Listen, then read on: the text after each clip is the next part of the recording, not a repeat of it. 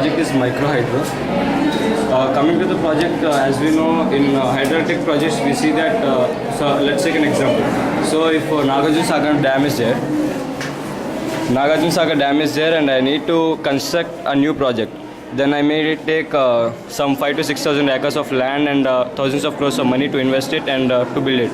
So other than that, what usually I can do is build this new technology of hydroelectricity, that is microhydro. So what do we do in this project is we just use the power sources from reservoirs or already built barrages. In case if we take a barrage like a Prakasam barrage, it is built a lot years before, but we are not producing any electricity. So what do we do is we just build some microhydro power plants in the flow of that water. So here what we do is we build some power plants like this.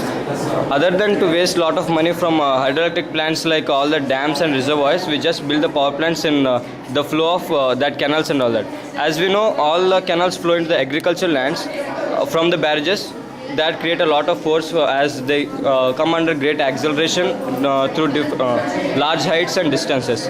Okay. So coming to the actual plant, somewhere here backside is the reservoir, and from that the canal flows, and the canal flows into the agricultural lands.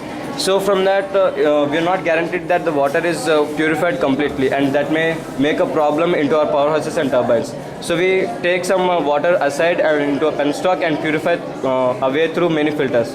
Then the water goes into the powerhouse, rotates the turbines and generates the power from generator. As we want all this water into agricultural lands, we should not waste the water. So we mix all that water again into the same canal so that we don't waste the water.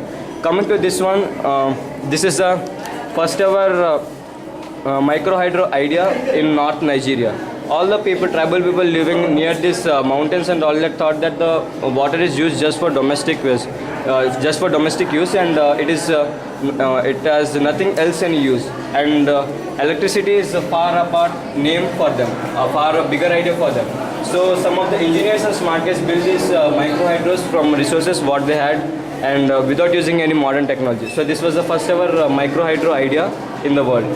So then coming to India, Uttar Pradesh has largest parts of microhydros in India. It has up to 15 to 20 microhydro projects in every district, and Tamil Nadu is heading towards the implementation of these projects. So I hope Andhra Pradesh also gets with these microhydros in India and develops very well. This is the project microhydro. That's it.